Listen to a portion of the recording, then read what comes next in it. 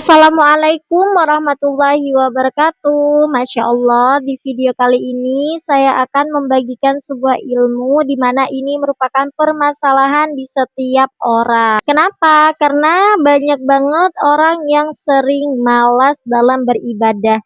Nah, pembahasan kita kali ini adalah gimana cara mengatasi supaya kita tidak lagi malas untuk ibadah dan tidak lagi malas untuk melakukan hal-hal kebaikan terutama ibadah ya. Untuk itu, jangan dulu di-skip, tonton videonya sampai habis dan jika dirasa ini bermanfaat, silahkan share postingan ini. Dan jika dirasa bermanfaat, dukung juga channel YouTube ini supaya semakin berkembang dan supaya banyak sekali ilmu yang akan dibagikan. Masya Allah. Dan buat teman-teman ya, yang pernah ngalamin nih ya, gimana sih pengen banget ya rajin beribadah. Siapa sih yang gak pengen rajin beribadah? Pastinya banyak banget orang yang pengen banget rajin beribadah, tapi terhalang oleh rasa malas. Ya nggak sih?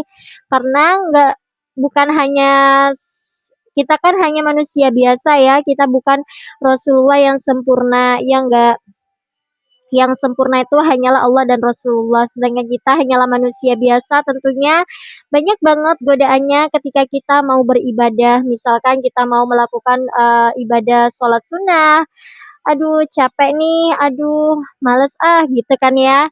Coba kalian hilangkan dengan motivasi kalian. Ingat keutamaan untuk sholat itu apa? Sholat sunnah itu apa? Maka dari situ hati kalian akan tergerak lagi untuk melakukan sholat sunnah. Dan ilmu ini bukan dari saya yang membagikan, tapi dari guru besar kita Ustadz Hanan Attaqi. Nah untuk itu kalian terus ilmu ini merupakan ilmu dari Ustadz Hanan Attaqi dan saya hanya men-share apa yang saya ketahui dan apa yang saya pelajari dari Ustadz Hanan Attaqi. Supaya apa? Supaya kalian juga bisa merasakan ilmu ini, karena ini merupakan Masya Allah ilmu yang sangat bermanfaat untuk kehidupan kita, apalagi dalam melakukan suatu hal ibadah. Karena syaitan itu pasti akan mengganggu orang yang mau beribadah, entah itu kayak yang kita dihantui rasa capek, dihantui rasa ngantuk gitu ya kalau mau melaksanakan ibadah. Nah, untuk itu ini dia solusinya buat kalian yang pengen menghilangkan rasa malas ibadah itu. Ini dia videonya, silahkan disimak dan silahkan dipelajari. Sebenarnya saya juga sudah cukup menerapkan afirmasi positif dalam kehidupan. Salah satu contohnya itu mungkin saya menghindari kata-kata lagi miskin atau mungkin lagi nggak punya duit gitu. Jadi mungkin kalau misal diajakin temen atau mungkin diajak beli sesuatu, biasanya saya nggak pernah bilang lagi miskin nih atau lagi nggak punya duit. Soalnya sebenarnya ada saudara saya yang ngasih tahu kalau itu mungkin bisa membawa dampak juga ke kehidupan kita. Jadi kalau misal diajak apa, saya juga, atau mungkin ada yang mau pinjam duit juga, saya juga bilang duitnya lagi dipakai untuk hal lain. Jadi saya sudah mengurangi kata-kata lagi nggak punya duit atau lagi miskin, dan itu mungkin sudah alhamdulillahnya mungkin Allah sudah memberikan kecukupan untuk saya begitu. Tapi untuk yang saya tanyakan kali ini mungkin soal rasa malas ya Ustadz. Apakah ada kalimatan thayyibah untuk menghilangkan rasa malas, ataukah rasa malas itu sebenarnya kayak tema kita hari ini, gue encana yo, nggak apa-apa sih kamu sebenarnya merasakan malas, toh nanti juga malasnya hilang, ataukah sebenarnya rasa malas itu harus dilawan? Malas itu bukan sekedar sebuah rasa, tapi malas itu adalah kondisi ketika seseorang kehilangan motivasi. Ada dua kemungkinan. Pertama, dia kehilangan motivasi. Kedua, mungkin dia sedang mengalami kelelahan. Jadi sebetulnya bukan malas, dia sedang lelah. Ada orang yang nggak sanggup ngapa-ngapain karena dia memang lagi lelah fisik atau lelah mental. Karena ketika lelah mental juga seseorang kayak malas ngapa-ngapain. Sebetulnya bukan malas, dia capek, mentalnya udah capek gitu. Ada kemungkinan itu, ada kemungkinan emang dia sedang kehilangan motivasi. Dia nggak tahu apa achievement yang lagi dia kejar. Dia nggak tahu apa misi penting yang lagi dia jalanin. Dia nggak tahu apa goals terdekat yang pengen dia raih. Dia kehilangan itu. Termasuk dalam konteks ibadah.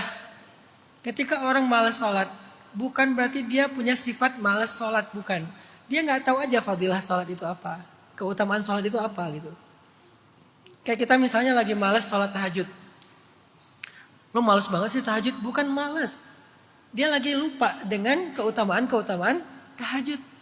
Coba ingatkan dia lagi. Baca lagi kalau kita yang males nih, males tahajud nih. Coba baca lagi hadis-hadis keutamaan tahajud yang luar biasa itu atau subuh yang luar biasa itu. Misalnya subuh kan ada 2. Ada qobliyah sama sholat wajib subuhnya. Qobliyahnya aja nih yang 2 rakaat kan lebih baik daripada dunia dan seisinya. Subuhnya kalau kita berjamaah kayak sholat tahajud 1 malam penuh. Sholat subuh itu bacaannya didengar oleh Allah langsung, ditonton oleh para malaikat. Belum lagi nanti keajaiban-keajaiban lain. Nah, coba baca lebih banyak lagi hadis-hadis keutamaan sholat subuh berjamaah. Saya yakin seketika malas itu akan hilang, berubah menjadi motivasi. Kalau orang udah termotivasi, biasanya excuse lain itu tuh gugur dengan sendirinya. Misalnya orang yang lagi motivasinya kenceng, capek itu gak kerasa capeknya. Ada alasan excuse apa misalnya, rumahnya jauh dari masjid, gak masalah. Dia udah tua, gak masalah. Subuh itu dingin banget, gak masalah. Subuh itu masih ngantuk, gak masalah. Kenapa semua alasan tadi, reason tadi itu gugur? Karena motivasinya kuat. Jadi malas itu dalam bahasa Arab disebut dengan futur, fatroh. Ada masa jeda, nggak ada semangat. Itu namanya fatroh atau futur. Maka untuk mengobati rasa malas, kata para ulama, coba motivasi diri kalian dengan fadhailul a'mal, keutamaan amalan yang kalian lagi malas mengerjakannya. Malas sholawat, coba baca hadis-hadis keutamaan sholawat, kisah-kisah keajaiban orang yang rajin sholawat. Malas sholat, malas zikir, malas baca Quran, malas bersedekah misalnya. Termasuk juga malas dalam aktivitas duniawi kita, karir, sekolah, belajar, kerja, usaha. Malas untuk ngerjain kerjaan rumah, membantu pasangan di rumah. Apa coba baca motivasinya? Ternyata misalnya nih, lagi malas bantu istri di rumah. Baca hadis Sayyidah Aisyah. Ketika orang-orang bertanya, wahai Bunda Aisyah, apa kesibukan Nabi kalau di rumah? Kata Aisyah, Nabi itu kalau di rumah sibuk dengan pekerjaan istrinya. Jadi kalau kita mencintai Nabi, maka kita akan membantu istri kita di rumah, sibuk dengan pekerjaan istri kita. Membersihkan rumah, masak, nyuci, semampu kita. Kecuali kalau kita masak makin kacau, ya udah jangan masak ya. Tadi kan it's not my. Mungkin kita passionnya nyuci kali ya. Apalagi cowok nyuci mobil, nyuci motor kali ya. Jadi ya pokoknya bukan hobi. Kerjaan Nabi di rumah itu pekerjaan istrinya. Nah pas tahu fadilah keutamaan dari hal itu, kita jadi termotivasi lagi. Apapun masalah yang membuat kita ngerasa malas, biasanya kondisinya karena kurang motivasi. Karena motivasinya itu udah lama gak kita update. Atau udah lama gak kita baca, refresh sehingga lupa. Biasanya suka kayak gitu. Namanya fatroh. Ada jeda yang kita kehilangan kayak connect apa istilahnya ya. Missing link lah, kehilangan referensi. Alasan kedua kenapa orang malas, tadi mungkin dia emang capek, lelah. Maka berikan hak yang lelah itu. Kalau tubuh kita lelah, tidur, istirahat. Kalau mental kita lelah, healing, entertain, gak apa-apa berhibur.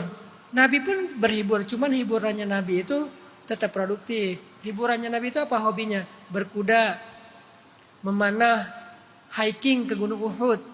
Itu hiburannya Nabi tuh.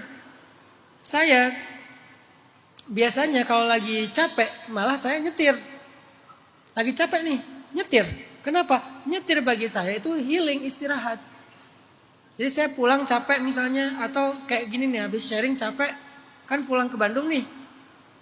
Malam besok kan sesi yang terakhir, yang malam habis sesi yang ke-8 kan 8 sesi nih. Capek banget kan? Biasanya pulang saya bilang ke teman yang nemenin saya, biar aku aja yang nyetir. Ustaz gak capek, justru karena aku capek aku pengen nyetir. Karena bagi saya nyetir itu istirahat, healing. Apalagi ada Kak Budi di sebelah curhat-curhatan sambil healing. Intinya kalau capek faktornya kasih dia rehat. Dan itu haknya dia. Fisik kasih dia rehat, mental kasih dia rehat. Dan sebaik-baik rehat mental itu adalah entertain, hobi, tapi tetap berpahala kalau bisa. Kalau nggak bisa ya nggak apa-apa, entertain yang mubah-mubah aja. Dan itu boleh-boleh banget dalam Islam. Masya Allah banget kan ya. Ternyata banyak banget yang bikin kita terhindar dari rasa malas untuk melakukan suatu ibadah. Misalkan contohnya yang tadi adalah dengan kalau kita misalkan ya mau melakukan sholat sunnah qobliyah subuh, terus kalian ngantuk, kalian malas gitu ya. Karena kan syaitan itu kita dibisikkan oleh syaitan kan rasa malas itu terjadi karena ada bisikan dari syaitan gitu ya. Terus coba kalian ketika mau melaksanakan sholat sunnah qobliyah subuh, coba kalian ingat lagi apa sih keutamaan dari sholat subuh dan pahala ketika kita melaksanakan sholat subuh itu dunia dan seisinya melebihi itu pahalanya ya. Dari situ kita akan pasti tergerak hati kita, oh ya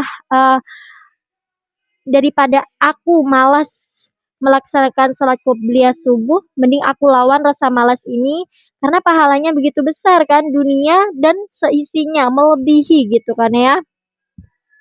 Dari situ buat kalian yang ketika mau melakukan suatu hal apapun, melakukan suatu kebaikan, melakukan ibadah, coba ingat fadilahnya, ingat keutamaannya. Dari situ rasa malas kalian akan hilang, rasa malas kalian akan terganti dengan semangat untuk melakukan suatu ibadah.